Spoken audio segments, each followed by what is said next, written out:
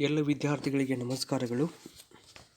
ಈಗಾಗಲೇ ಕಳೆದ ತರಗತಿಯಲ್ಲಿ ಆ ಬಸಲಿಂಗ ಡಾಕ್ಟರ್ ತಿಮ್ಮಪ್ಪನವರ ಹತ್ತಿರ ಹೋಗಿ ತನ್ನ ಎಡಗಣ್ಣಿನ ಶಸ್ತ್ರಚಿಕಿತ್ಸೆಯನ್ನು ಮುಗಿಸಿಕೊಂಡು ಮನೆಗೆ ಬಂದಿರತಕ್ಕಂಥ ಸಂದರ್ಭದಲ್ಲಿ ಆ ಬಸಲಿಂಗನ ಹೆಂಡತಿ ಸಿದ್ಧಲಿಂಗಿ ದೊಡ್ಡ ರಾದಾಂತವನ್ನೇ ಎಬ್ಬಿಸಿರುವಂತಹ ಚಿತ್ರಣವನ್ನು ನೋಡಿದ್ದೇವೆ. ಅದರ ಜೊತೆಗೆ ನೀನು ಡಾಕ್ಟರ್ ತಿಮ್ಮಪ್ಪನವ ಒಬ್ಬ ಹೊಲೆಯ ಜಾತಿಯವನು ಎಂಬ ವಿಚಾರದಿಂದ ಆತನ ಕೈಯಿಂದ ಮುಟ್ಟಿಸಿಕೊಂಡು ಬಂದಿದ್ದೀಯಾ, ಅದು ಸೂತಕ ಎಂಬ ವಿಚಾರವನ್ನು ಸಿದ್ಧಲಿಂಗಿ ವಿರೋಧವನ್ನು ವ್ಯಕ್ತಪಡಿಸಿದಾಗ ಅದಕ್ಕೆ ಆ ಬಸಲಿಂಗನು ಕೂಡ ತನ್ನ ಪ್ರತಿಕ್ರಿಯೆಯನ್ನು ಕೊಡ್ತಾ ಇದ್ದಾನೆ. ಅದಕ್ಕಾಗಿ ಈ ವಿಷಯವನ್ನು ಯಾರಿಗೂ ಕೂಡ ಹೇಳುವಂತಹ ಪ್ರಯತ್ನವನ್ನು ಮಾಡುವುದು ಬೇಡ, ಈ ಒಂದು ಸೂತಕವನ್ನು ಪರಿಹರಿಸಬೇಕು ಎಂಬ ವಿಚಾರದಿಂದ ಆ ಬಸಲಿಂಗ ತನ್ನ ಮೈಯನ್ನು ಕೈ ತೊಳೆದುಕೊಳ್ತಾ ಇದ್ದಾನೆ. ತಿಮ್ಮಪ್ಪನವರ ಎಲ್ಲ ಹಿತವಚನಗಳು ಆಪರೇಷನ್ ಆದ ನಂತರದಲ್ಲಿ ಯಾವ ರೀತಿಯಾಗಿ ಸಲಹೆಗಳನ್ನು ಕೊಟ್ಟಿದ್ರೋ, ತಾವು ಯಾವ ರೀತಿಯಾಗಿ ಆ ಕಣ್ಣನ್ನು ಉಪಚರಿಸಬೇಕು ಎಂಬ ಎಲ್ಲ ಸಲಹೆಗಳನ್ನ ಕೊಟ್ಟರೂ ಕೂಡ ಆ ಬಸಲಿಂಗ ಈ ತಿಮ್ಮಪ್ಪನವರ ಹಿತವಚನವನ್ನು ಮರೆಯದಿದ್ದರೂ ಅದು ಅಸ್ಪಷ್ಟವಾಗಿ ಕಾಣಿಸ್ತಾ ಇದೆ. ಆ ಸಂದರ್ಭದಲ್ಲಿ ಸಿದ್ಧಲಿಂಗಿ ಅವನಿಗೆ ಕಣ್ಣು ಮಾತ್ರ ನೆನೆಯದಂತೆ ಬಿಸಿ ಬಿಸಿ ನೀರನ್ನು ಹಾಕಿ ಸ್ನಾನವನ್ನು ಮಾಡಿಸಿದರು ಅಂತಕ್ಕಂಥದ್ದನ್ನು ಕುರಿತು ನಾವು ಕಳೆದ ತರಗತಿಯಲ್ಲಿ ಅಭ್ಯಾಸವನ್ನು ಮಾಡಿದ್ದೇವೆ. ಹಾಗಾದರೆ ಈ ಸಿದ್ಧಲಿಂಗಿ ಬಿಸಿ ಬಿಸಿ ನೀರನ್ನು ಹಾಕಿ ಬಸಲಿಂಗನ ಸೂತಕವನ್ನು ಪರಿಹರಿಸಬೇಕು ಎಂಬ ವಿಚಾರವನ್ನು ಸ್ಪಷ್ಟಪಡಿಸ್ತಾ ಇದ್ದಾಳೆ. ಆದರೆ ಇದರಿಂದ ಆಗುವಂಥ ಅನಾಹುತ ಏನು ಅಂತಕ್ಕಂಥದ್ದನ್ನು ನಾವಿಲ್ಲಿ ನೋಡೋಣ. ಮನಸ್ಸು ಹಗುರಾದರೂ ಪಟ್ಟುಗಳಲ್ಲಿ ಭದ್ರವಾಗಿದ್ದ ಎಡಗಣ್ಣು 2 ದಿನ ನೋವಿನಿಂದ ಮುಕ್ತವಾಗಿತ್ತು.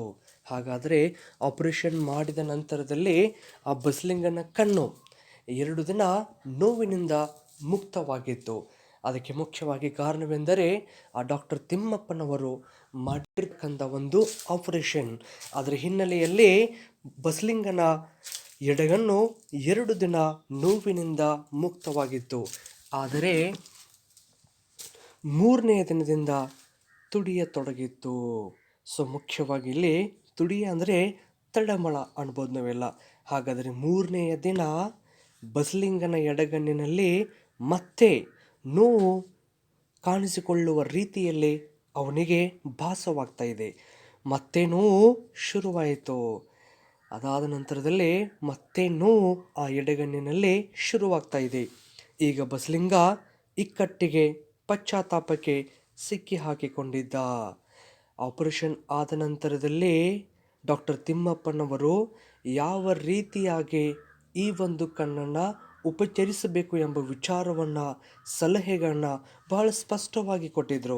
ಆದರೆ ಹೆಂಡತಿ ಸಿದ್ಧಲಿಂಗಿ ರಾದಾಂತದ ಹಿನ್ನೆಲೆಯಲ್ಲಿ ಆ ಸಿದ್ಧಲಿಂಗಿಯ ಮಾತನ್ನು ಕೇಳಿಕೊಂಡಿರ್ತಕ್ಕಂಥದ್ದು ಅಥವಾ ಜಾತಿಯ ಬಗ್ಗೆ ಭೇದ ಭಾವವನ್ನು ಮಾಡುವ ಪಶ್ಚಾತ್ತಾಪಕ್ಕೆ ಬಲಿಯಾಗಿ ಈ ಬಸಲಿಂಗ ಇಕ್ಕಟ್ಟಿಗೆ ಮತ್ತು ಪಶ್ಚಾತ್ತಾಪಕ್ಕೆ ಸಿಕ್ಕಿಕೊಳ್ತಾ ಇದ್ದಾನೆ. ಸುಳ್ಳು ಹೇಳಲಾರದ ಬಸಲಿಂಗ 1 ವಾರದೊಳಗೆ ತಿಮ್ಮಪ್ಪನವರನ್ನು ಬಿಟ್ಟು ಬೇರೆ ಎಲ್ಲ ಡಾಕ್ಟರ್ಗಳಿಗೆ ತನ್ನ ಕಣ್ಣು ತೋರತೊಡಗಿದ. ಹಾಗಾದರೆ ಆ ಡಾಕ್ಟರ್ ತಿಮ್ಮಪ್ಪನವರು ಒಬ್ಬ ಹೊಲೆಯ ಜಾತಿಯವರು ಅಂತಕ್ಕಂಥ ವಿಚಾರದಿಂದ ಅವನನ್ನು ಬಿಟ್ಟು, ಆ ಡಾಕ್ಟರ್ ತಿಮ್ಮಪ್ಪನವ್ರನ್ನ ಬಿಟ್ಟು ಬಸಲಿಂಗ 1 ವಾರ ಎಲ್ಲ ಇರುವಂತಹ ಬೇರೆ ಬೇರೆ ಡಾಕ್ಟರ್ಗಳಿಗೆ ತನ್ನ ಕಣ್ಣನ್ನು ತೋರಿಸತೊಡಗ್ತಾ ಇದ್ದಾನೆ. ಅದದ್ದು ಹೇಳಿದ. ಅವರು ನೀಡಿದ ಸಲಹೆ ಮತ್ತು ಔಷಧಿ ಸರಿ ಹೋಗಲೇ ಇಲ್ಲ. ಬೇರೆ ದಾರಿ ಕಾಣದೆ ತಿಮ್ಮಪ್ಪನವರ ಬಳಿಗೆ ಹೋದ. ಹಾಗಾದರೆ ಬಸಲಿಂಗ 1 ವಾರ ಎಲ್ಲ ಇರುವಂಥ ಬೇರೆ ಬೇರೆ ಡಾಕ್ಟರ್ಗಳಿಗೆ ತೋರಿಸಿದ. ಆದರೆ ಅವರು ಕೊಟ್ಟಿರ್ತಕ್ಕಂಥ ಸಲಹೆ ಮತ್ತು ಔಷಧಿ ಈ ಬಸಲಿಂಗನಿಗೆ ಸರಿ ಹೋಗಲೇ ಇಲ್ಲ. ಬೇರೆ ದಾರಿ ಕಾಣದೆ ಏನೂ ಕೂಡ ತೋಚದೆ ಆತ ನೇರವಾಗಿ ತಿಮ್ಮಪ್ಪನವರ ಬಳಿಗೆ ಹೋದ. ಅವರು ಅವನನ್ನು ಪ್ರೀತಿಯಿಂದಲೇ ಪ್ರಶ್ನೆ ಕೇಳತೊಡಗಿದರು. ಬಸಲಿಂಗ ಉತ್ತರಿಸಿದ. ತಾನು ತನ್ನ ತಲೆಗೆ ನೀರನ್ನು ಸೋಂಕಿಸೇ ಇಲ್ಲ ಎಂದು ಸುಳ್ಳು ಹೇಳಿದ. ಅವನು ನಡುಗುತ್ತಿರುವುದನ್ನು ನೋಡಿ ತಿಮ್ಮಪ್ಪ ತಮಗನಿಸಿದ್ದನ್ನು ಹೇಳಿದರೂ ತನ್ನ ಸುಳ್ಳು ಡಾಕ್ಟರಿಗೆ ಗೊತ್ತಾಗಿರುವುದನ್ನು ಕಂಡ ಬಸಲಿಂಗ ಇನ್ನೂ ತಬ್ಬಿಬ್ಬಾದ. ಹಾಗಾದರೆ ಡಾಕ್ಟರ್ ತಿಮ್ಮಪ್ಪನವರು ಒಬ್ಬ ಅನುಭವಿ ಡಾಕ್ಟರ್ ಆಗಿದ್ದರು. ಜೊತೆಗೆ ಬಹಳಷ್ಟು ಆಪರೇಷನ್ಗಳನ್ನ ಮಾಡಿರ್ತಕ್ಕಂಥ ಒಬ್ಬ ಒಳ್ಳೆಯ ಅನುಭವ ನುರಿತನಾಗಿರ್ತಕ್ಕಂಥ ವೈದ್ಯರಾಗಿದ್ದರು. ಅದಕ್ಕಾಗಿ ಆ ಬಸಲಿಂಗ ಎಷ್ಟೇ ತಪ್ಪವನ್ನು ಹೇಳಿದರೂ ಕೂಡ, ಎಷ್ಟೇ ಸುಳ್ಳನ್ನು ಮಾತಾಡಲಿಕ್ಕೆ ಪ್ರಯತ್ನವನ್ನು ಪಟ್ಟರೂ ಕೂಡ, ಯಾವ ರೋಗಿಗೆ ಯಾವ ಸಲಹೆಗಳನ್ನ ಪಾಲಿಸದೇ ಇರುವಂಥ ಸಂದರ್ಭದಲ್ಲಿ ಯಾವೆಲ್ಲ ಸಮಸ್ಯೆಗಳ ಅನುಭವಿಸುವಂಥ ಪರಿಸ್ಥಿತಿ ನಿರ್ಮಾಣವಾಗುತ್ತದೆ ಎಂಬುದರ ಬಗ್ಗೆ ಡಾಕ್ಟರ್ ತಿಮ್ಮಪ್ಪನವರಿಗೆ ಅತ್ಯಂತ ಸ್ಪಷ್ಟವಾಗಿರ್ತಕ್ಕಂಥ ಅರಿವು ಇತ್ತು. ಅದಕ್ಕಾಗಿ ತಾನು ತಲೆಗೆ ನೀರನ್ನು ಸೋಂಕಿಸೇ ಇಲ್ಲ ಎಂದು ಬಸಲಿಂಗ ಸುಳ್ಳು ಹೇಳಿದ. ಆ ಸಂದರ್ಭದಲ್ಲಿ ಅವನು ನಡುಗುತ್ತಿರುವುದನ್ನು ನೋಡಿ, ಮಾತಿನಲ್ಲಿ ಚಡಪಡಿಸುವಂತಹ ರೀತಿಯನ್ನು ನೋಡಿ ತಿಮ್ಮಪ್ಪ ತಮಗನಿಸಿದ್ದನ್ನು ಹೇಳಿದರು. ತನ್ನ ಸುಳ್ಳು ಡಾಕ್ಟರಿಗೆ ಗೊತ್ತಾಗಿರುವುದನ್ನು ಕಂಡು ಬಸಲಿಂಗ ಇನ್ನೂ ತಬ್ಬಿಬ್ಬಾದ, ಮೌನವಾದ ರೀತಿಯಲ್ಲಿ ಇರುವ ಹಾಗೆ ಕಾಣಿಸ್ತಾ ಇದ್ದಾನೆ. ಬಸಲಿಂಗಪ್ಪ, ನೀನು ತುಂಬ ಒಳ್ಳೆಯವನು. ಹಾಗಾದರೆ ಡಾಕ್ಟರ್ ತಿಮ್ಮಪ್ಪನವ್ರು ಹೇಳ್ತಾ ಇದ್ದಾರೆ, ಬಸಲಿಂಗಪ್ಪ ನೀನು ಬಹಳ ಒಳ್ಳೆಯ, ಅತ್ಯಂತ ತುಂಬ ಒಳ್ಳೆಯ ಮನುಷ್ಯ, ಆದದ್ದು ಆದ ಹಾಗೆ ಹೇಳು ಎಂದು ತಿಮ್ಮಪ್ಪ ತನ್ನಗೆ ಹೇಳಿದರು. ಆ ಸಂದರ್ಭದಲ್ಲಿ ಮುಖ್ಯವಾಗಿ ಶಸ್ತ್ರಚಿಕಿತ್ಸೆ ಆದ ನಂತರದಲ್ಲಿ ಕಣ್ಣು ಮತ್ತೆ ನೋವು ಆಗಲಿಕ್ಕೆ ಸೂಕ್ತವಾಗಿರ್ತಕ್ಕಂಥ ಕಾರಣಗಳು ಡಾಕ್ಟರ್ಗಳು ಬಯಸ್ತಿರ್ತಾರೆ. ಅದಕ್ಕಾಗಿ ಆ ಡಾಕ್ಟರ್ ತಿಮ್ಮಪ್ಪನವ್ರು ಹೇಳ್ತಾ ಇದ್ದಾರೆ, ಬಸಲಿಂಗ ನೀನು ಒಳ್ಳೆಯ ಮನುಷ್ಯ, ಆದದ್ದು ಆದ ಹಾಗೆ ಹೇಳು ಎಂದು ತಿಮ್ಮಪ್ಪ ತನ್ನಗೆ ಬಸಲಿಂಗನಿಗೆ ಕೇಳ್ತಾ ಇದ್ದಾರೆ. ಆಗ ಬಸಲಿಂಗ ಜಡಗೊಳ್ಳತೊಡಗಿದ್ದ. ಏನೂ ಕೂಡ ಮಾಡಲಿಕ್ಕೆ ಆಗದೇ ಇರೋ ರೀತಿಯಲ್ಲಿ ಜಡೆಗೊಳ್ತಾ ಇದ್ದ, ಗಟ್ಟಿಯಾಗಿ ತೊಡಗ್ತಾ ಇದ್ದ. ಸುಳ್ಳು ಹೇಳಿದ್ದ ಬಸಲಿಂಗ ಈಗ ಯಾಂತ್ರಿಕವಾಗಿ ಆದದ್ದನ್ನೆಲ್ಲ ಹೇಳಿಬಿಟ್ಟ. ಹಾಗಾದರೆ ಆ ಬಸಲಿಂಗ ಡಾಕ್ಟರ್ ತಿಮ್ಮಪ್ಪನವರ ಕೇಳಿರುವಂಥ ವಿಚಾರಕ್ಕೆ ತನಗೆ ಆಗಿರ್ತಕ್ಕಂಥ ಎಲ್ಲ ವಿವರಗಳನ್ನು ಯಾಂತ್ರಿಕವಾಗಿ, ಅಂದರೆ ಯಂತ್ರಗಳು ಹೇಗೆ ಕೆಲಸವನ್ನು ನಿರ್ವಹಿಸುತ್ತದೆಯೋ ನಿರಂತರವಾಗಿ, ಹಾಗೆ ಬಸಲಿಂಗ ಆಪರೇಷನ್ ಮಾಡಿಕೊಂಡು ಮನೆಗೆ ಹೋದ ನಂತರದಲ್ಲಿ ಆಗಿರ್ತಕ್ಕಂಥ ಎಲ್ಲ ವಿಚಾರಗಳು ಯಾಂತ್ರಿಕವಾಗಿ ಆದದ್ದನ್ನೆಲ್ಲ ಡಾಕ್ಟರ್ ತಿಮ್ಮಪ್ಪನವರಿಗೆ ಹೇಳ್ತಾ ಇದ್ದಾನೆ. ತನ್ನ ಎದೆಯ ಭಾರ ಇಳಿದಂತೆ ಸುಮ್ಮನೆ ಮೌನವಾಗಿ ಕೂತ, ಹೆಂಗಾದರೂ ಮಾಡಿ ನನಗೆ ಇನ್ನೊಂದು ಸಲ ಆಪರೇಷನ್ ಮಾಡಿ ಬಿಡ್ರಿ, ನಿಮ್ಮ ಮಾತು ಮೀರೋಲ್ಲ ಅಂದ. ಹಾಗಾದರೆ ಎಡಗಣ್ಣಿನ ನೋವನ್ನು ಸಹಿಸ್ಕೊಳ್ಳಿಕ್ಕೆ ಆಗ್ತಿರ್ತಕ್ಕಂಥ ಸಂದರ್ಭದಲ್ಲಿ ಆ ಬಸಲಿಂಗ ಹೇಳ್ತಾ ಇದ್ದಾನೆ, ಹೇಗಾದರೂ ಮಾಡಿ ನನಗೆ ಇನ್ನೊಂದು ಸಲ ಆಪರೇಷನ್ ಮಾಡಿಬಿಡ್ರಿ, ನಿಮ್ಮ ಮಾತು ಮೀರೋದಿಲ್ಲ ಅಂತಕ್ಕಂಥ ಮಾತನ್ನು ಆ ಬಸಲಿಂಗ ಡಾಕ್ಟರ್ ತಿಮ್ಮಪ್ಪನವರ ಹತ್ತಿರ ಕೇಳಿಕೊಳ್ತಾ ಇದ್ದಾನೆ. ತಿಮ್ಮಪ್ಪ ಕತ್ತು ಅಲ್ಲಾಡಿಸಿದರು. ಅಲ್ಲಿ ಬಸಲಿಂಗನ ಮನೆಯಲ್ಲಿ ಸಿದ್ಧಲಿಂಗಿ ಮತ್ತು ಬಸಲಿಂಗನ ಮಧ್ಯದಲ್ಲಿ ನಡೆದಿರ್ತಕ್ಕಂಥ ಎಲ್ಲ ರಾಧಾಂತವನ್ನು ಬಸಲಿಂಗ ಡಾಕ್ಟರ್ ತಿಮ್ಮಪ್ಪನವರ ಹತ್ತಿರ ಹೇಳಿರ್ತಕ್ಕಂಥ ಸಂದರ್ಭದಲ್ಲಿ ತಿಮ್ಮಪ್ಪನವರು ಇವನ ಬಗ್ಗೆ ಎಲ್ಲೋ ಅಸಡ್ಯವಾಗಿರ್ತಕ್ಕಂಥ ಭಾವನೆ ಮೂಡ್ತಾ ಇದೆ. ತಿಮ್ಮಪ್ಪ ಕತ್ತನ್ನು ಅಲ್ಲಾಡಿಸಿದರು. ಇನ್ನೊಂದು ಆಪರೇಷನ್ನಿಂದ ಏನೂ ಕೂಡ ಆಗುವುದಿಲ್ಲ ಎಂದು ಹೇಳಿ, ಈಗಿರೋ ಗಾಯಕ್ಕೆ ಔಷಧಿಯನ್ನು ಕೊಡ್ತೇನೆ, ತಪ್ಪದೆ ಹಚ್ಚಿಕೋ ಎಂದು ಹೇಳ್ತಾ ಇದ್ದಾರೆ. ಡಾಕ್ಟರ್ ತಿಮ್ಮಪ್ಪನವರು ಒಮ್ಮೆ ಮಾಡಿರ್ತಕ್ಕಂಥ ಆಪರೇಷನ್ನಿಂದ ಅದೇ ಕಣ್ಣಿಗೆ ಮತ್ತೊಂದು ಸಲ ಆಪರೇಷನ್ ಮಾಡಲಿಕ್ಕೆ ಸಾಧ್ಯವಿಲ್ಲ. ಅದಕ್ಕಾಗಿ ಈಗ ಕಾಂತರ ನೋವಿಗೆ ಔಷಧಿಯನ್ನು ಕೊಡ್ತೀನಿ, ತಪ್ಪದೆ ಹಚ್ಚಿಕೋ ಎಂದು ಹೇಳಿ ಔಷಧವನ್ನು ಕೊಡ್ತಾ ಇದ್ದಾರೆ. ಅದೇಕೋ ಬಸಲಿಂಗನಿಗೆ ಸಿಟ್ಟು ಬಂದಿತ್ತು. ತನ್ನ ಜಾತಿಯನ್ನು ಕೆಡಿಸಿದ ತಿಮ್ಮಪ್ಪ ತನ್ನ ಬಗ್ಗೆ ನಿರ್ಲಕ್ಷ್ಯವನ್ನು ಬೆಳೆಸಿಕೊಳ್ಳುತ್ತಿರುವಂತೆ ಅನ್ನಿಸತೊಡಗಿತ್ತು. ಯಾವ ಸಂದರ್ಭದಲ್ಲಿ ಇನ್ನೊಂದು ಆಪರೇಷನ್ ಮಾಡಲಿಕ್ಕೆ ಆಗುವುದಿಲ್ಲ ಎಂದು ತಿಮ್ಮಪ್ಪನವರು ಹೇಳುವಂಥ ಸಂದರ್ಭದಲ್ಲಿ ಆ ಡಾಕ್ಟರ್ ತಿಮ್ಮಪ್ಪನವರ ಬಗ್ಗೆ ಬಸಲಿಂಗನಲ್ಲಿ ಒಂದು ಸಿಟ್ಟಿನ ಭಾವನೆ ಮೂಡ್ತಾ ಇದೆ. ತನ್ನ ಜಾತಿಯನ್ನು ಕೆಡಿಸಿದ, ನೋಡಿ ಯಾವ ರೀತಿಯಾಗಿ ಬಸಲಿಂಗ ವಿಚಾರವನ್ನು ಮಾಡ್ತಾ ಇದ್ದಾನೆ ಅಂತಕ್ಕಂಥದ್ದು. ತನ್ನ ಜಾತಿಯನ್ನು ಕೆಡಿಸಿ ತಿಮ್ಮಪ್ಪ ತನ್ನ ಬಗ್ಗೆ ನಿರ್ಲಕ್ಷ್ಯ ಬೆಳೆಸಿಕೊಳ್ಳುತ್ತಿರುವಂತೆ ಆ ಬಸಲಿಂಗನಿಗೆ ಅನಿಸ್ತಾ ಇದೆ. ತನ್ನ ಕಣ್ಣು ಹೋಗಲು ತಿಮ್ಮಪ್ಪ ಅದ್ಯಾವುದೋ ರೀತಿಯಲ್ಲಿ ಕಾರಣರಾದಂತೆ ತಿಳಿದ. ಮುಖ್ಯವಾಗಿ ನನ್ನ ಕಣ್ಣು ಹೋಗಲಿಕ್ಕೆ, ಕಾಣುವುದು ಹೋಗಲಿಕ್ಕೆ ಮುಖ್ಯವಾಗಿ ತಿಮ್ಮಪ್ಪನೇ ಕಾರಣ ಇರಬಹುದು ಎಂಬ ರೀತಿಯಲ್ಲಿ ಊಹಿಸಿಕೊಳ್ತಾ ಇದ್ದಾನೆ. ಆದದ್ದನ್ನೆಲ್ಲ ತಾನು ಬಲ್ಲವರಲ್ಲಿ ಹೇಳಿಕೊಂಡು ತಿಮ್ಮಪ್ಪನವರನ್ನು ಟೀಕಿಸಿದ. ನಡೆದಿರ್ತಕ್ಕಂಥ ಎಲ್ಲ ಘಟನೆಯನ್ನು ತನಗೆ ಯಾರು ಗೊತ್ತು ಅವರ ಮುಂದೆ ತಿಮ್ಮಪ್ಪನವ್ರ ಬಗ್ಗೆ ಹೇಳಿ ಟೀಕೆಯನ್ನು ಮಾಡ್ತಾ ಇದ್ದಾನೆ. ಅವರಲ್ಲೂ ತಿಮ್ಮಪ್ಪನ ಬಗ್ಗೆ ಸಿಟ್ಟು ಬರುವಂತೆ ವಿಷಯಗಳನ್ನ ತಿರುಚಿ ಹೇಳ್ತಾ ಇದ್ದಾನೆ. ತಿರುಚಿ ಅಂದ ಸುಳಿದ ರೂಪದಲ್ಲಿ ಅಲ್ಲಿ ಎಲ್ಲ ಕೆಟ್ಟ ವಿಷಯಗಳು, ತಿಮ್ಮಪ್ಪನವ್ರ ಬಗ್ಗೆ ಕೆಟ್ಟ ವಿಷಯಗಳನ್ನ ಸುರುಳಿ ರೂಪದಲ್ಲಿ ತಿರುಚಿ ಮುರುಚಿ ಹೇಳುವಂಥ ಪ್ರಯತ್ನವನ್ನು ಮಾಡಲಿಕ್ಕೆ ಪ್ರಾರಂಭ ಮಾಡಿದ. ಹೇಳುತ್ತಾ ಹೋದಂತೆ ತಾನು ತಿರುಚಿ ಹೇಳುತ್ತಿರುವುದೇ ಸತ್ಯವಿರುವುದಾಗಿ ನಂಬಿದ. ಒಮ್ಮೊಮ್ಮೆ ಇಡೀ ದಿನ ಏನೂ ಕೂಡ ಅರ್ಥವಾಗದವನಂತೆ ಕೂತು ಬಿಡುವ. ತನ್ನಲ್ಲಿ ಬೆಳೆಯುತ್ತಿದ್ದ ಸಣ್ಣತನಕ್ಕೆ ದಂಗಾಗಿ ಬಿಡುವ. ಹಾಗಾದರೆ ಹೇಳುತ್ತಾ ಹೋದಂತೆ ತಿರುಚಿ ಹೇಳುತ್ತಿರುವುದೇ ಸತ್ಯವಿರುವುದಾಗಿ ನಂಬುವ ರೀತಿಯಲ್ಲಿ ಅವನ ವಿಚಾರಗಳು ಹುಟ್ಟುತ್ತಾ ಇದ್ದಾವೆ. ಒಮ್ಮೊಮ್ಮೆ ಇಡೀ ದಿನ ಏನೂ ಅರ್ಥವಾಗದವನಂತೆ ಕೂತು ಬಿಡುವುದು, ತನ್ನಲ್ಲಿ ಬೆಳೆಯುತ್ತಿದ್ದ ಸಣ್ಣತನಕ್ಕೆ ದಂಗಾಗಿ ಬಿಡುವ. ಇದು ಎತ್ತಿನ ಸಾಟಿಗೆ ಅನುಕೂಲವಾಗಬಹುದು, ಸುಳ್ಳು ತನ್ನ ಕುಟುಂಬಕ್ಕೆ ಸಹಾಯಕವಾಗಬಹುದು. ಹೀಗೂ ಕೂಡ ಆ ಬಸಲಿಂಗನಲ್ಲಿ ಭಾವನೆಗಳು ಮೂಡ್ತಾ ಇದ್ದಾವೆ. ಹೆಂಡತಿ ಸಿದ್ಧಲಿಂಗಿಯ ಜೊತೆಗೆ ಮಾತಾಡುವಾಗ ಹೆಚ್ಚಿನ ಗೆಲುವು ಇವನ ದನಿಯಲ್ಲಿ ಕಾಣಿಸಿಕೊಂಡಿತು. ಉಡಾಫೆಯ ಮಾತಾಡುವುದನ್ನು ಕಲಿಯಬೇಕೆನಿಸಿತು. ಇಲ್ಲಿ ಬಸಲಿಂಗ ಯಾವಾಗ ಡಾಕ್ಟರ್ ತಿಮ್ಮಪ್ಪನವರ ಬಗ್ಗೆ ತಿರುಚಿ ಹೇಳುವಂಥ ಪ್ರಯತ್ನವನ್ನು ಮಾಡಲಿಕ್ಕೆ ಪ್ರಾರಂಭ ಮಾಡಿದ, ಅಂದಿನಿಂದ ಈ ಬಸಲಿಂಗನಲ್ಲಿ ಉಡಾಫೆಯ ಮಾತಾಡುವುದನ್ನು, ಉಡಾಫೆ ಅಂದ್ರೆ ಸುಳ್ಳು ಮಾತುಗಳಾಗಿರ್ಬೋದು ಅಥವಾ ಬಡಾಯಿ ಹೇಳುವಂಥ ಮಾತುಗಳು ಆಗಿರ್ಬೋದು, ಈ ರೀತಿಯಾಗಿರ್ತಕ್ಕಂಥ ಉಡಾಫೆಯ ಮಾತಾಡುವುದನ್ನು ಕಲಿಯಬೇಕು ಎಂಬ ಭಾವನೆ ಆತನಲ್ಲಿ ಮೂಡ್ತಾ ಇದೆ. ಅದು ಮುಖ್ಯವಾಗಿ ಕುಟುಂಬಕ್ಕೆ ಸಹಾಯಕವಾಗಬಹುದು ಅಥವಾ ಎತ್ತಿನ ಸಾಟಿಗೆ ಅನುಕೂಲವಾಗಬಹುದು ಎಂಬ ವಿಚಾರ ಆತನಲ್ಲಿ ಮೂಡ್ತಾ ಇದೆ.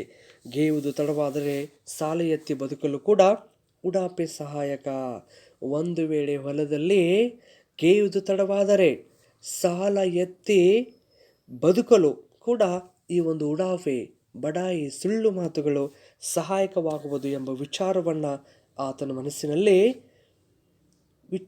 ಮೂಡಿಸಿಕೊಳ್ತಾ ಇದ್ದಾನೆ. ಆದರೆ ಬಸಲಿಂಗನ ದುರಂತ ಆ ದಿಕ್ಕಿನಲ್ಲಿ ಇರಲಿಲ್ಲ. ತನ್ನ ಎಡಗಣ್ಣು ಪೂರ್ತಿ ಇಲ್ಲವಾಗಿ ನೋವು ಹೊರಟು ಹೋಗುತ್ತಿದ್ದಂತೆ ಬಲ್ಲಗಣ್ಣಿನಲ್ಲಿ ನೋವು ಕಾಣಿಸಿಕೊಂಡಿತ್ತು. ಹಾಗಾದರೆ ಬಸಲಿಂಗ ಮುಂದಿನ ದುರಂತ ಅತ್ಯಂತ ಭಯಂಕರ ದಿಕ್ಕಿನಲ್ಲಿ ಸಾಗ್ತಾ ಇದೆ.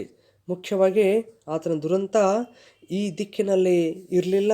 ತನ್ನ ಎಡಗಣ್ಣು ಪೂರ್ತಿ ಇಲ್ಲವಾಗಿ, ತನ್ನ ಎಡಗಣ್ಣಿನ ನೋವು ಹುಟ್ಟಿಕೊಂಡು ಎಡಗಣ್ಣು ಪೂರ್ತಿ ಕಾಣುವುದೇ ನಿಲ್ಲಿಸಿ ಪೂರ್ತಿ ಇಲ್ಲವಾಗಿ ನೋವು ಹೊರಟು ಹೋಗುತ್ತಿದ್ದಂತೆ ಬಲ್ಲಗಣ್ಣಿನಲ್ಲಿ ನೋವು ಕಾಣಿಸಿಕೊಳ್ತಾ ಇದೆ.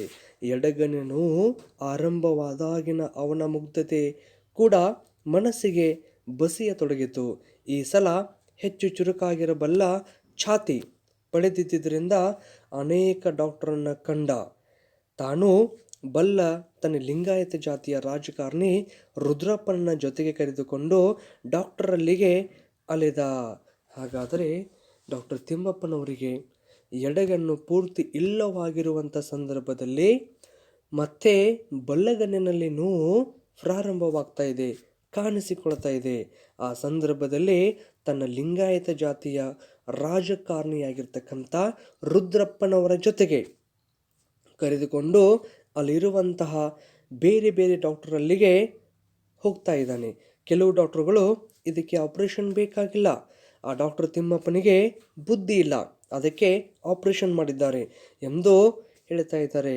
ಬೇರೆ ಬೇರೆ ಡಾಕ್ಟರ್ಗಳು ಅವರನ್ನು ಭೇಟಿಯಾಗಿರ್ತಕ್ಕಂಥ ಸಂದರ್ಭದಲ್ಲಿ ಪ್ರತಿ ಡಾಕ್ಟರ್ ಅವರ ಸಲಹೆಗಳು ಮತ್ತು ಉಪಚರಿಸುವಂತಹ ಒಂದು ವಿಧಾನಗಳು ಬೇರೆ ಬೇರೆಯಾಗಿರುತ್ತವೆ.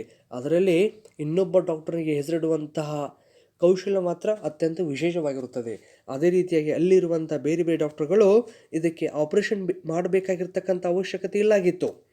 ಆದರೆ ಆ ಡಾಕ್ಟರ್ ತಿಮ್ಮಪ್ಪನವರಿಗೆ ಬುದ್ಧಿ ಇಲ್ಲ, ಇದಕ್ಕೆ ಆಪರೇಷನ್ ಮಾಡಿದ್ದಾರೆ ಎಂದು ಹೇಳ್ತಾ ಇದ್ದಾರೆ. ಔಷಧಿಯನ್ನು ನೀಡಿ ಹಿತವಚನವನ್ನು ಕೊಟ್ಟರು. ಆದರೆ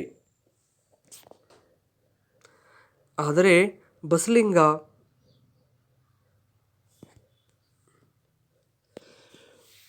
ಬಸಲಿಂಗನ ನೋವು ಕಡಿಮೆ ಆಗಲಿಲ್ಲ, ಆತಂಕ ಹೋಗಲಿಲ್ಲ.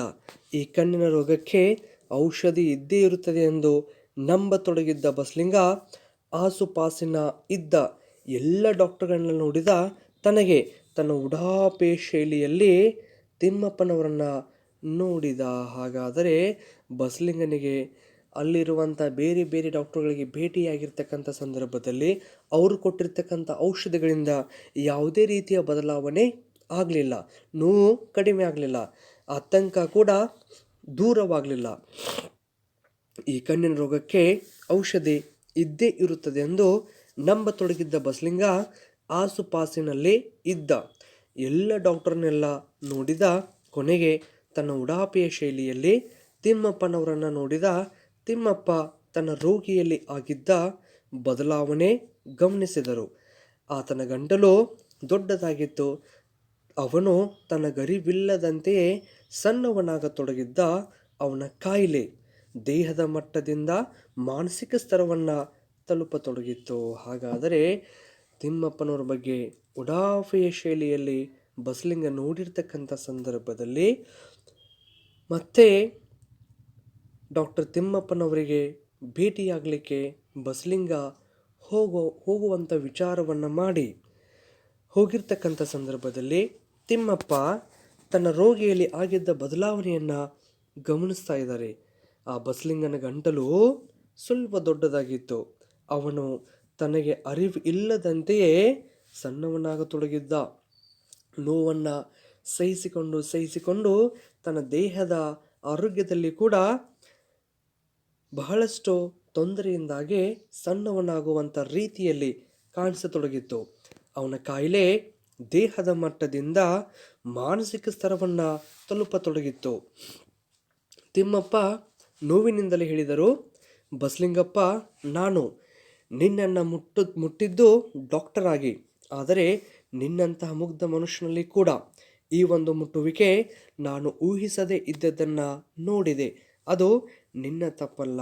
ಹಾಗಾದರೆ ಆ ತಿಮ್ಮಪ್ಪನವರು ಅತ್ಯಂತ ಪ್ರಾಮಾಣಿಕ ಮತ್ತು ಒಳ್ಳೆಯ ಡಾಕ್ಟರ್ ಆಗಿದ್ದರು. ಇವರು ಅಲ್ಲಿ ಬಸಲಿಂಗನಿಗೆ ಹೇಳ್ತಾ ಇದ್ದಾರೆ, ನೋವಿನಿಂದಲೇ ಹೇಳ್ತಾ ಇದ್ದಾರೆ, ಬಸಲಿಂಗಪ್ಪ, ನಾನು ನಿನ್ನನ್ನು ಮುಟ್ಟಿದ್ದು ಒಬ್ಬ ಡಾಕ್ಟರ್ ಆಗಿ, ಆದರೆ ನಿನ್ನಂಥ ಮುಗ್ಧ ಮನುಷ್ಯನಲ್ಲಿ ಕೂಡ ಈ ಮುಟ್ಟುವಿಕೆ ನಾನು ಊಹಿಸದೇ ಇದ್ದದ್ದನ್ನು ಮಾಡಿದೆ. ಅದು ನಿನ್ನ ತಪ್ಪಲ್ಲ. ಇದಕ್ಕಾಗಿ ನಾನು ಯಾರನ್ನು ಕೂಡ ಬೈಯುವುದಿಲ್ಲ ಅಂತಕ್ಕಂಥ ವಿಚಾರವನ್ನು ಸ್ಪಷ್ಟಪಡಿಸಿ, ನೀನು ಈ ಸಲ ಒಂದು ಕೆಲಸ ಮಾಡು, ನನ್ನ ಹೆಸರನ್ನು ಹೇಳಿ ಡಾಕ್ಟರ್ ಚಂದ್ರಪ್ಪನವರನ್ನು ನೋಡು, ಅವರು ನನ್ನಷ್ಟೇ ಒಳ್ಳೆಯ ಡಾಕ್ಟರು, ಏನೂ ತಪ್ಪು ತಿಳಿಯಬೇಡ ಅಂದರು. ಹಾಗಾದರೆ ನಾನು ಮುಟ್ಟಿದ್ದು ಒಬ್ಬ ಡಾಕ್ಟರ್ನಾಗಿ, ಆದರೆ ನೀನು ಒಬ್ಬ ಮುಗ್ಧ ಮನುಷ್ಯನಾಗಿದ್ದರೂ ಕೂಡ ಈ ಒಂದು ಮುಟ್ಟುವಿಕೆ ನಾನು ಊಹಿಸದೇ ಇರುವಂಥ ರೀತಿಯಲ್ಲಿ ನೀನು ಮಾಡಿಬಿಟ್ಟಿದ್ದೀಯ.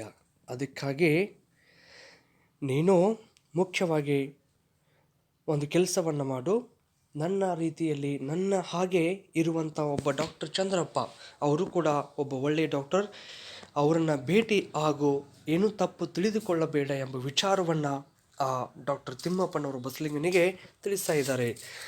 ಈಗ ಕೂಡ ಬಸಲಿಂಗ ಡಾಕ್ಟರ್ ತಿಮ್ಮಪ್ಪನವರನ್ನು ದ್ವೇಷಿಸದಿದ್ದರೂ ಅವರ ಬಗ್ಗೆ ಒಂದು ರೀತಿಯ ಸವಾಲು ಬೆಳೆದಿತ್ತು. ತಾನು ಅವರ ಬಗ್ಗೆ, ಅವರ ಜಾತಿಯನ್ನು ಕುರಿತು ಮಾತಾಡಿದ್ದೆಲ್ಲ ಅವರಿಗೆ ಗೊತ್ತಾಗಿರಬಹುದೆಂಬ ಆತಂಕ ಹುಂಬತನವಾಗಿ, ಜಂಬವಾಗಿ ಬದಲಾಗಿತ್ತು. ಹಾಗಾದರೆ ಡಾಕ್ಟರ್ ತಿಮ್ಮಪ್ಪನವರು ನಾನು ತಿಳ್ಕೊಂಡಿರ್ತಕ್ಕಂಥ ಮತ್ತು ಜಾತಿಯ ಬಗ್ಗೆ ಕುರಿತು ಮಾತಾಡಿದ ಎಲ್ಲವನ್ನು ಡಾಕ್ಟರ್ ತಿಮ್ಮಪ್ಪನವರು ಸ್ಪಷ್ಟವಾಗಿ ತಿಳ್ಕೊಂಡಿದ್ದಾರೆ ಅಂತಕ್ಕಂಥ ವಿಚಾರ ಬಸಲಿಂಗನಲ್ಲಿ ಮೂಡ್ತಾ ಇದೆ. ಆತ ತಿಮ್ಮಪ್ಪನವರಿಂದ ಹೊರಗೆ ಬಂದೊಡನೆ ರಾಜಕಾರಣಿ ರುದ್ರಪ್ಪನನ್ನು ಕೇಳಿ ಚಂದ್ರಪ್ಪನ ಜಾತಿಯನ್ನು ತಿಳಿದುಕೊಂಡ. ತಿಮ್ಮಪ್ಪನ ಜಾತಿಯಷ್ಟು ಕೆಟ್ಟದ್ದಾಗಿಲ್ಲದು ಅರಿತು ನೀಸುರಾದ. ಕೂಡಲೇ ಹೋಗಿ ಡಾಕ್ಟರ್ ಚಂದ್ರಪ್ಪನವರನ್ನು ನೋಡಿದ. ಹಾಗಾದರೆ ಆ ಬಸಲಿಂಗ ಜಾತಿಯ ಬಗ್ಗೆ ಎಷ್ಟು ಆಳವಾಗಿರ್ತಕ್ಕಂಥ ಭೇದ ಭಾವವನ್ನು ಹೊಂದಿದ್ದ ಅಂತಕ್ಕಂಥದ್ದು ನಮಗಿಲ್ಲಿ ಅರಿವಾಗ್ಬೋದು. ಅದಕ್ಕಾಗಿ ತಿಮ್ಮಪ್ಪನವರಿಂದ ಹೊರಗೆ ಬಂದೊಡನೆ ತನ್ನ ಮಿತ್ರನಾಗಿರ್ತಕ್ಕಂಥ ರಾಜಕಾರಣಿ ರುದ್ರಪ್ಪನವರಿಗೆ ಕೇಳಿ ಆ ಚಂದ್ರಪ್ಪನ ಜಾತಿಯನ್ನು ತಿಳಿದುಕೊಳ್ತಾ ಇದ್ದಾನೆ. ತಿಮ್ಮಪ್ಪನ ಜಾತಿಯಷ್ಟು ಕೆಟ್ಟದಾಗಿಲ್ಲ ಎಂಬ ವಿಚಾರದಿಂದ ಉಸಿರನ್ನು ಬಿಡ್ತಾ ಇದ್ದಾನೆ. ಕೂಡಲೇ ಡಾಕ್ಟರ್ ಚಂದ್ರಪ್ಪನನ್ನು ನೋಡಲಿಕ್ಕೆ ಪ್ರಯತ್ನವನ್ನು ಮಾಡಿದ. ಅಲ್ಲಿ ಬಸಲಿಂಗನಿಗೆ ಅನಿರೀಕ್ಷಿತವಾದದ್ದು ಕಾದಿತ್ತು. ಬಸಲಿಂಗನ ಎಡಗಣ್ಣಿನ ಪೂರ್ತಿ ಚರಿತ್ರೆಯನ್ನು ಬಸಲಿಂಗನ ತಿರುಚುಕುವೆಯೊಂದಿಗೆ ಕೇಳಿದ ಚಂದ್ರಪ್ಪ ಹೇಳ್ತಾ ಇದ್ದಾರೆ, ಡಾಕ್ಟರ್ ತಿಮ್ಮಪ್ಪನವರಿಂದ ಆಗದ ಕೆಲಸ ನನ್ನಂಥವರಿಂದ ಸಾಧ್ಯವಿಲ್ಲ.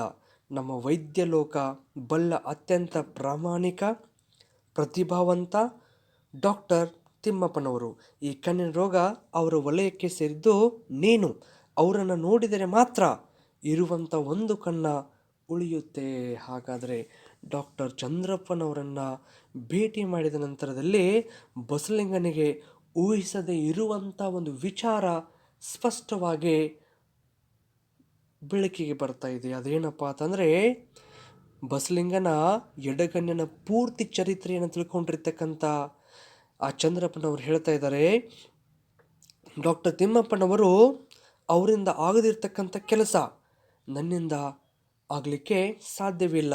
ಯಾಕೆಂದರೆ ನಮ್ಮ ವೈದ್ಯ ಲೋಕ ಬಲ್ಲ ತಿಳಿದುಕೊಂಡಿರ್ತಕ್ಕಂಥ ಅತ್ಯಂತ ಪ್ರಾಮಾಣಿಕ ಪ್ರತಿಭಾವಂತ ಡಾಕ್ಟರ್ ಆ ತಿಮ್ಮಪ್ಪನವರು.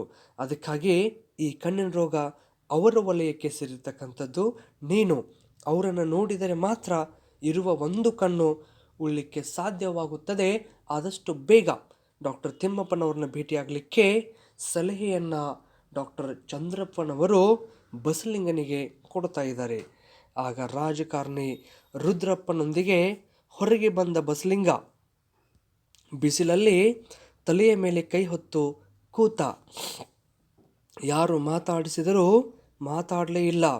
ಹಾಗಾದರೆ ರಾಜಕಾರಣಿ ರುದ್ರಪ್ಪನರೊಂದಿಗೆ ಹೊರಗೆ ಬಂದ ಬಸಲಿಂಗ ಬಿಸಿಲಲ್ಲಿ ಏನು ಕೂಡ ತಿಳಿಯದೇ ಇರುವ ರೀತಿಯಲ್ಲಿ, ಏನು ಕೂಡ ಮಾಡಲಿಕ್ಕೆ ಇರದೇ ಇರುವ ರೀತಿಯಲ್ಲಿ ತಲೆಯ ಮೇಲೆ ಕೈಯನ್ನು ಹೊತ್ತು ಅಲ್ಲೇ ಕುಳಿತು ಬಿಡ್ತಾ ಇದ್ದಾನೆ. ಯಾರೂ ಕೂಡ ಮಾತಾಡಿಸಿದರೂ ಮಾತಾಡಲಿಕ್ಕೆ ಸಿದ್ಧವಿಲ್ಲ. ಹೆಂಡತಿಯ ಮಾತು ಕಿವಿಗೆ ಬೀಳಲಲ್ಲವು. ಬಲಗಣ್ಣಿನ ನೋವು ಭೀಕರವಾಗಿತ್ತು. ಬರುತ್ತಾ ದೃಷ್ಟಿ ಮಂದವಾಗುತ್ತಿರುವುದು ಬಸಲಿಂಗನಿಗೆ ಗೊತ್ತಿತ್ತು. ಹಾಗಾದರೆ ಆ ಹೆಂಡತಿ ಹೇಳುವಂಥ ಮಾತುಗಳು ಕೂಡ ಬಸಲಿಂಗನ ಕಿವಿಯನ್ನು ಸೇರ್ತಾ ಇಲ್ಲ. ಜೊತೆಗೆ ಎಡಗಣ್ಣು ಪೂರ್ತಿ ಬಂದಾಗೆ ಈಗ ಬಲಗಣ್ಣಿನ ನೋವು ಹೆಚ್ಚಾಗುತ್ತಾ ಬರುತ್ತಾ ಬಲಗಣ್ಣಿನ ದೃಷ್ಟಿ ಕೂಡ ಮಂದವಾಗುತ್ತಿರುವುದು ಬಸಲಿಂಗನಿಗೆ ಸ್ಪಷ್ಟವಾಗಿ ಅರಿವಾಗ್ತಾ ಇದೆ. ತನ್ನ ಉಡಾಫೆ, ಸುಳ್ಳು, ಜಾತಿ ಮತ್ತು ಮಠದ ಗುರು ಯಾರೂ ಕೂಡ ತನ್ನ ಕಣ್ಣನ್ನು ಉಳಿಸುವುದಿಲ್ಲ ಎಂಬುದು ನಿಶ್ಚಿತವಾಗತೊಡಗಿತ್ತು. ಹಾಗಾದರೆ ಇಲ್ಲಿಯವರೆಗೆ ಡಾಕ್ಟರ್ ತಿಮ್ಮಪ್ಪನವರ ಜಾತಿಯ ಬಗ್ಗೆ ಅತ್ಯಂತ ಆಳವಾಗಿ ವಿಚಾರವನ್ನು ಮಾಡಿರ್ತಕ್ಕಂಥ ಹಿನ್ನೆಲೆಯಲ್ಲಿ ಕೊನೆಗೆ ಬಸಲಿಂಗನಿಗೆ ಒಂದು ವಿಚಾರ ಸ್ಪಷ್ಟವಾಗಿ ಅರಿವಿಗೆ ಬರ್ತಾ ಇದೆ. ಅದೇನೆಂದರೆ, ತನ್ನ ಉಡಾಫೆ ಆಗಿರ್ಬೋದು, ಸುಳ್ಳು ಆಗಿರ್ಬೋದು, ಜಾತಿ ಆಗಿರ್ಬೋದು ಮತ್ತು ಮಠದ ಕುರು ಇವರಿಂದ ಇವರು ಯಾರೂ ಕೂಡ ತನ್ನ ಕಣ್ಣನ್ನು ಉಳಿಸಲಿಕ್ಕೆ ಸಾಧ್ಯವೇ ಇಲ್ಲ ಎಂಬುದು ಗಟ್ಟಿತನದ ಸ್ಥಿರವಾಗಿರ್ತಕ್ಕಂಥ ನಿರ್ಧಾರ, ನಿಶ್ಚಯ ಆತನ ಮನಸ್ಸಿನಲ್ಲಿ ಮೂಡ್ತಾ ಇದೆ. ನೋವು, ದೈಹಿಕ ನೋವನ್ನು ಮೀರಿದ ನೋವು ಅವನನ್ನು ತುಂಬತೊಡಗಿತ್ತು. ದೈಹಿಕ ನೋವನ್ನು ಮೀರಿದ ಆತನ ಬಲಗಣ್ಣಿನ ನೋವು ದೈಹಿಕವಾಗಿರ್ತಕ್ಕಂಥ ಶಕ್ತಿ ತಡ್ಕೊಳ್ಳಿಕ್ಕೆ ಆಗದಿರ್ತಕ್ಕಂಥ ರೀತಿಯಲ್ಲಿ, ಅದನ್ನು ಮೀರಿರುವ ರೀತಿಯಲ್ಲಿ ಆ ಕಣ್ಣಿನ ನೋವು ಕಾಣಿಸ್ತಾ ಇದೆ. ಡಾಕ್ಟರ್ ತಿಮ್ಮಪ್ಪನವರ ಮಿಂಚಿನಂತಹ ಒಂದು ಬೆರಳು, ಪ್ರೀತಿ ತುಂಬಿದ ಮುಖ ನೆನಪಿಗೆ ಬರ್ತಾ ಇದ್ದಾವೆ. ತನ್ನ ಹೊಲ, ತನ್ನ ಎತ್ತುಗಳು, ತನ್ನ ಗದ್ದೆಯಲ್ಲಿರುವಂತಹ ವಾರಿಯಲ್ಲಿರುವಂತಹ ಮೂಲೆಯಲ್ಲಿರುವಂತಹ ಮಾವಿನ ಮರ ಮತ್ತು ಪಾರಿಜಾತದ ಹೂವು. ಹಾಗಾದರೆ ಬಸಲಿಂಗನಿಗೆ ಸ್ಪಷ್ಟವಾಗಿ ಅರಿವಿಗೆ ಬರ್ತಾ ಇದ್ದಾನೆ, ಆ ಡಾಕ್ಟರ್ ತಿಮ್ಮಪ್ಪನವರ ಮಿಂಚಿನಂತಹ ಆಕರ್ಷಕವಾಗಿರ್ತಕ್ಕಂಥ ಬೆರಳುಗಳು ಮತ್ತು ಪ್ರೀತಿ ತುಂಬಿದ ವಿಶ್ವಾಸದ ಮುಖ ತನ್ನ ಹೊಲ, ಎತ್ತುಗಳು, ತನ್ನ ಗದ್ದೆಯ ಮೂಲೆಯಲ್ಲಿರುವಂತಹ ಮಾವಿನ ಮರ ಮತ್ತು ಪಾರಿಜಾತದ ಹೂ ಇವೆಲ್ಲವುಗಳು ಕೂಡ ಬಸಲಿಂಗ ನೆನಪಿಗೆ ಬರ್ತಾ ಇದ್ದಾವೆ. ನೇರವಾಗಿ ತಿಮ್ಮಪ್ಪನವರಲ್ಲಿಗೆ ಹೋದ. ನೋವು ತುಂಬಿದ ಬಲಗಣ್ಣು ಕಂಬನಿ ಸುರಿತಾ ಇತ್ತು. ಯಾಕೆ ಅಂದರೆ ಆ ಡಾಕ್ಟರ್ ತಿಮ್ಮಪ್ಪನವರ ಬಗ್ಗೆ ಅತ್ಯಂತ ಕೀಳ ದೃಷ್ಟಿಯಲ್ಲಿ ನೋಡಿರ್ತಕ್ಕಂಥ ಬಸಲಿಂಗ ಇವಾಗ ಅವ್ರ ಬಗ್ಗೆ ಅನುಕಂಪ ಮೂಡ್ತಾ ಇದೆ. ಆ ಡಾಕ್ಟರ್ ತಿಮ್ಮಪ್ಪನವರಲ್ಲಿಗೆ ಭೇಟಿಯಾಗಲಿಕ್ಕೆ ಹೋದ ನಂತರದಲ್ಲಿ ನೋವು ತುಂಬಿದ ಬಲಗಣ್ಣು ಅದರಿಂದ ಕಂಬನಿ ಸುರಿತಾ ಇದೆ, ಕಣ್ಣೀರು ಸುರಿತಾ ಇದೆ. ತಿಮ್ಮಪ್ಪನವರ ಕೈ ಹಿಡಿದುಕೊಂಡು ಅವ್ರನ್ನ ಅಪ್ಪಿಕೊಂಡು ಗಟ್ಟಿಯಾಗಿ ಅಳತೊಡಗಿದ. ತಿಮ್ಮಪ್ಪ ಚಲಿಸಲಿಲ್ಲ, ತಲೆ ನೆವರಿಸಲಿಲ್ಲ ಕೂಡ. ಉಸಿರು ಹತೋಟಿಗೆ ಬಂದಾಗ ಬಸಲಿಂಗ ಏನೇನೋ ಬಡಬಡಿಸಿದ. ಹಾಗಾದರೆ ನೋವು ತುಂಬಿರ್ತಕ್ಕಂಥ ಮನಸ್ಸಿನಲ್ಲಿ, ಅತ್ಯಂತ ಪ್ರೀತಿ ವಿಶ್ವಾಸ ತುಂಬಿರ್ತಕ್ಕಂಥ ಮನಸ್ಸಿನಲ್ಲಿ ಇವತ್ತು ಡಾಕ್ಟರ್ ತಿಮ್ಮಪ್ಪನವರ ಬಗ್ಗೆ ಬಸಲಿಂಗನಲ್ಲಿ ಅತ್ಯಂತ ಅನುಕಂಪ ಮೂಡ್ತಾ ಇದೆ. ಅಲ್ಲೇ ತಿಮ್ಮಪ್ಪನವರನ್ನು ಗಟ್ಟಿಯಾಗಿ ಹಿಡಿದುಕೊಂಡು ಅಪ್ಪಿಕೊಂಡು ಜೋರಾಗಿ ಅಳತೊಡಗ್ತಾ ಇದ್ದಾನೆ. ಆ ಸಂದರ್ಭದಲ್ಲಿ ತಿಮ್ಮಪ್ಪ ಚಲಿಸಲೇ ಇಲ್ಲ, ತಲೆಯ ಮೇಲೆ ಕೈಯನ್ನು ನೆವರಿಸಲಿಲ್ಲ. ಉಸಿರು ಹತೋಟಿಗೆ ಬಂದಿರತಕ್ಕಂಥ ಸಂದರ್ಭದಿಂದ ಆ ಬಸಲಿಂಗ ಏನೇನು ಬಲಬಡಿಸುವಂತಹ ವಿಚಾರಗಳನ್ನ ನೋಡ್ತಾ ಇದ್ದೀವಿ. ಅದು ಅವನಿಗೆ ಮತ್ತು ತಿಮ್ಮಪ್ಪನವರಿಗೆ ಮಾತ್ರ ಗೊತ್ತಾಗುವಂತಿತ್ತು. ನಂತರದಲ್ಲಿ ಎದುರಿಗೆ ಕುಳಿತಿದ್ದ ಬಸಲಿಂಗನನ್ನು ತಿಮ್ಮಪ್ಪ ಎವೆ ಇಕ್ಕದೆ ನೋಡಿದರು. ಧ್ಯಾನವನ್ನು ಕಳೆದುಕೊಳ್ಳದೇ ಇರುವ ರೀತಿಯಲ್ಲಿ ನೇರವಾಗಿ ದಿಟ್ಟವಾಗಿ ಆ ಎದುರಿಗೆ ಕುಳಿತಿರ್ತಕ್ಕಂಥ ಬಸಲಿಂಗನನ್ನು ತಿಮ್ಮಪ್ಪನವರು ಆ ಕಡೆ ಈ ಕಡೆ ಗಮನವನ್ನು ಹರಿಸದೆ ಸ್ಪಷ್ಟವಾಗಿ ನೇರವಾಗಿ ನೋಡ್ತಾ ಇದ್ದಾರೆ. ಆತನನ್ನು ತಾವು ಇಷ್ಟಪಡಲು ಕಾರಣವೇನೆಂದು ಚಿಂತಿಸಿದರು. ಅದು ಆತನಲ್ಲಿ ಒಮ್ಮೆ ಇದ್ದು ಈಗ ಮರುಕಳಿಸಿರುವ ಮುಗ್ಧತೆ ಇರಬಹುದು. ಅವನನ್ನು ಕಂಡರೆ ಅವನ ಜಾತಿ ಯಾವುದಿರಬಹುದು ಎಂಬ ಪ್ರಶ್ನೆ ಕೂಡ ತಮ್ಮಲ್ಲಿ ಸುಳಿಯದಿದ್ದದ್ದು ಇರಬಹುದು. ಮನುಷ್ಯನ ನೋವಿಗೆ, ಮನುಷ್ಯನ ತೊಳಲಾಟಕ್ಕೆ, ಮನುಷ್ಯನಿಗೆ ಸಾಧ್ಯವಾಗುವ ಸಣ್ಣತನ ಮತ್ತು ಒಳ್ಳೆಯತನಕ್ಕೆ ಸಾಕ್ಷಿಯಾಗಿ ಕಾಣುತ್ತಿದ್ದದ್ದು ಇರಬಹುದು. ಹಾಗಾದರೆ ಡಾಕ್ಟರ್ ತಿಮ್ಮಪ್ಪನವರು ವಿಚಾರವನ್ನು ಮಾಡ್ತಾ ಇದ್ದಾರೆ, ಚಿಂತನೆಯನ್ನು ಮಾಡ್ತಾ ಇದ್ದಾರೆ. ನಾನು ಆತನನ್ನು ಇಷ್ಟಪಡಲು ಕಾರಣವೇನು? ಆತನಲ್ಲಿ ಒಮ್ಮೆ ಇದ್ದು ಈಗ ಮರುಕಳಿಸಿರುವಂಥ ಒಂದು ಮುಗ್ಧತೆ ಇರಬಹುದು, ಅಥವಾ ಅವನನ್ನು ಕಂಡರೆ ಅವನ ಜಾತಿ ಯಾವುದಿರಬಹುದು ಎಂಬ ಪ್ರಶ್ನೆ ಕೂಡ ತಮ್ಮಲ್ಲಿ ಸುಳಿಯದಿದ್ದದ್ದು ಇರಬಹುದು ಎಂಬಂತೆ ಮನುಷ್ಯನ ನೋವಿಗೆ, ಮನುಷ್ಯನ ತೊಳಲಾಟಕ್ಕೆ, ಮನುಷ್ಯನಿಗೆ ಸಾಧ್ಯವಾಗುವ ಸಣ್ಣತನ ಮತ್ತು ಒಳ್ಳೆಯತನಕ್ಕೆ ಸಾಕ್ಷಿಯಾಗಿ ಕಾಣುತ್ತಿದ್ದದ್ದು ಇರಬಹುದು. ಬಸಲಿಂಗ ಅವರ ನಿಶ್ಚಲ ಕಣ್ಣನ್ನು ನೋಡುತ್ತಲೇ ಇದ್ದ. ತಿಮ್ಮಪ್ಪನವರ ಕಣ್ಣಲ್ಲಿ ತೇವ ಒಸರತೊಡಗಿತು.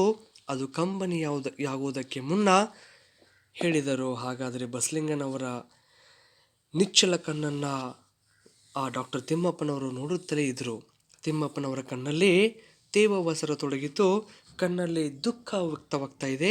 ಅದು ಕಂಬನಿಯಾಗುವುದಕ್ಕೆ ಮುನ್ನ ಡಾಕ್ಟರ್ ತಿಮ್ಮಪ್ಪನವರು ಹೇಳ್ತಾ ಇದ್ದಾರೆ, ಈ ಸಲ ತಲೆಗೆ ನೀರನ್ನು ಸೋಂಕಿಸಿಕೊಡೋದು, ಈ ಕಣ್ಣು ಸರಿ ಹೋಗುತ್ತೆ ಎಂದು ಮಾತ್ರ ಹೇಳಿ ಶಸ್ತ್ರಚಿಕಿತ್ಸೆಗೆ ಸಿದ್ಧತೆಯನ್ನು ಮಾಡಿಕೊಳ್ಳತೊಡಗಿದರು.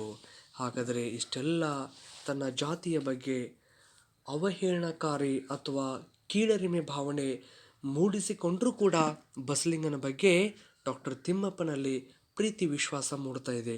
ಅದಕ್ಕಾಗಿ ಡಾಕ್ಟರ್ ತಿಮ್ಮಪ್ಪನವರ ಕಣ್ಣಲ್ಲಿ ದುಃಖ ತುಂಬಿಕೊಂಡು ಕಂಬನಿ ಬರುವಕ್ಕಿಂತ ಮುಂಚೆ ಒಂದು ಮಾತನ್ನು ಹೇಳ್ತಾ ಇದ್ದಾರೆ ಬಸಲಿಂಗನಿಗೆ, ಈ ಸಲ ತಲೆಗೆ ನೀರನ್ನು ಸೋಂಕಿಸಿಕೊಡೋದು, ಈ ಸಲವಾದರೂ ತಲೆಗೆ ನೀರನ್ನು ಹಾಕಲಿಕ್ಕೆ ಪ್ರಯತ್ನವನ್ನು ಮಾಡುವುದಿಲ್ಲ, ನಿನ್ನ ಕಣ್ಣು ಉಳಿದಿರ್ತಕ್ಕಂಥ ಒಂದು ಕಣ್ಣು ಸರಿ ಹೋಗುತ್ತೆ ಎಂದು ಮಾತ್ರ ಹೇಳಿ ಅವನ ಬಲಗಣ್ಣಿನ ಶಸ್ತ್ರಚಿಕಿತ್ಸೆಯ ಸಿದ್ಧತೆಯನ್ನು ಮಾಡಿಕೊಳ್ಳತೊಡಗಿದರು. ಸುಳ್ಳುಗಳಿಂದ ಮುಕ್ತವಾಗಿದ್ದ ಬಸಲಿಂಗ ಮಗುವಿನಂತೆ ಅವರ ಚಲನವನ್ನ ನೋಡುತ್ತಾ ಕೂತು ಬಿಟ್ಟರು. ಹಾಗಾದರೆ ಶಸ್ತ್ರಚಿಕಿತ್ಸೆ ಮಾಡಿಕೊಳ್ಳುವ ಸಿದ್ಧತೆಯಲ್ಲಿ ತೊಡಗಿರ್ತಕ್ಕಂಥ ಆ ಡಾಕ್ಟರ್ ತಿಮ್ಮಪ್ಪನವರು ಸುಳ್ಳುಗಳಿಂದ ಮುಕ್ತನಾಗಿದ್ದ ಬಸಲಿಂಗ. ಯಾವುದೇ ಒಂದು ಜಾತಿ ಆಗಿರ್ಬೋದು, ಮಠದ ಗುರು ಆಗಿರ್ಬೋದು, ಸುಳ್ಳು ಆಗಿರ್ಬೋದು, ಉಡಾಫೆ ಆಗಿರ್ಬೋದು, ಇದ್ಯಾವುದು ಕೂಡ ನನ್ನ ಕಣ್ಣನ್ನು ಉಳಿಸಲಿಕ್ಕೆ ಸಾಧ್ಯವಿಲ್ಲ ಎಂಬುದು ಸ್ಪಷ್ಟವಾಗಿ ಅರಿವಾದ ನಂತರದಲ್ಲಿ ಆ ಡಾಕ್ಟರ್ ತಿಮ್ಮಪ್ಪನವರ ಬಗ್ಗೆ ಸುಳ್ಳುಗಳಿಂದ ಮುಕ್ತನಾಗಿರ್ತಕ್ಕಂಥ ಆ ಬಸಲಿಂಗ ಮಗುವಿನಂತೆ ಆ ಶಸ್ತ್ರಚಿಕಿತ್ಸೆಯ ಸಿದ್ಧತೆಯಲ್ಲಿ ತೊಡಗಿರ್ತಕ್ಕಂಥ ಡಾಕ್ಟರ್ ತಿಮ್ಮಪ್ಪನವರನ್ನು ಅವರ ಚಲನವಲನಗಳನ್ನು ನೋಡುತ್ತಾ ಸುಮ್ಮನೆ ಅಲ್ಲಿ ಕೂತು ಬಿಟ್ಟ ಅಂತಕ್ಕಂಥದ್ದನ್ನು ನಾವು ಈ ಒಂದು ಗದ್ಯಪಾಠದಲ್ಲಿ ಆ ಬಸಲಿಂಗ ತನ್ನ ಒಂದು ಕಣ್ಣನ್ನು ಕಳೆದುಕೊಳ್ಳಲಿಕ್ಕೆ ಮುಖ್ಯವಾಗಿರ್ತಕ್ಕಂಥ ಕಾರಣಗಳು ಮತ್ತು ಇನ್ನೊಂದು ಕಣ್ಣನ್ನು ಯಾರೂ ಕೂಡ ಉಳಿಸಲಿಕ್ಕೆ ಸಾಧ್ಯವಾಗದೇ ಇರತಕ್ಕಂಥ ಒಂದು ಪರಿಸ್ಥಿತಿಯನ್ನು ಅರಿತುಕೊಂಡಿರ್ತಕ್ಕಂಥದ್ದು, ಜೊತೆಗೆ ಹಳೆ ಕಾಲದಿಂದ ಬಂದಿರತಕ್ಕಂಥ ಒಂದು ಸಂಪ್ರದಾಯ, ಈ ಜಾತಿಯ ಬಗ್ಗೆ ಭೇದ ಭಾವ ಏನಿದೆಯಲ್ಲ, ಇದರಿಂದ ಮನುಷ್ಯ ಮುಂದಿನ ಬದುಕಿನಲ್ಲಿ ಯಾವೆಲ್ಲ ಅನಾಹುತಗಳಿಗೆ ಆಹ್ವಾನವನ್ನು ಕೊಡುವಂತಹ ಸನ್ನಿವೇಶ ನಿರ್ಮಾಣವಾಗುತ್ತದೆ ಎಂಬುದನ್ನು ಕುರಿತು ಪಿ ಲಂಕೇಶ್ ಅವರು ಬಹಳ ಸ್ಪಷ್ಟವಾಗಿರ್ತಕ್ಕಂಥ ಚಿತ್ರಣವನ್ನು ಈ ಒಂದು ಮುಟ್ಟಿಸಿಕೊಂಡಿರುವಂತಕ್ಕಂಥ ಗದ್ಯಪಾಠದಲ್ಲಿ ತಿಳಿಸುವಂತಹ ಪ್ರಯತ್ನವನ್ನು ಮಾಡಿದ್ದಾರೆ. ಹಾಗಾದರೆ ವಿದ್ಯಾರ್ಥಿಗಳೇ, ಇಲ್ಲಿಗೆ ಈ ಒಂದು ಮುಟ್ಟಿಸಿಕೊಂಡಿರುವಂತಕ್ಕಂಥ ಗದ್ಯಪಾಠ ಮುಕ್ತಾಯವಾಗುತ್ತದೆ. ಅದಕ್ಕಾಗಿ ತಾವೆಲ್ಲರೂ ಕೂಡ ತಮ್ಮ ಕನ್ನಡ ಈ ಒಂದು ಗದ್ಯಪಾಠದ ಹಿಂಭಾಗದಲ್ಲಿ ಕೊಟ್ಟಿರ್ತಕ್ಕಂಥ ಎಲ್ಲ ಪ್ರಶ್ನೆ ಉತ್ತರಗಳನ್ನ ಬರೆಯುವಂಥ ಪ್ರಯತ್ನವನ್ನು ಮಾಡಿ, ನಾನು ಮುಂದಿನ ತರಗತಿಯಲ್ಲಿ ಇದರ ಪ್ರಶ್ನೆ ಪತ್ರಿಕೆಯ ಒಂದು ವಿಸ್ತರಣೆಯನ್ನು ಮಾಡುವಂತಹ ಪ್ರಯತ್ನವನ್ನು ಮಾಡ್ತೀನಿ. ಅಲ್ಲಿವರೆಗೆ ನಮಸ್ಕಾರಗಳು.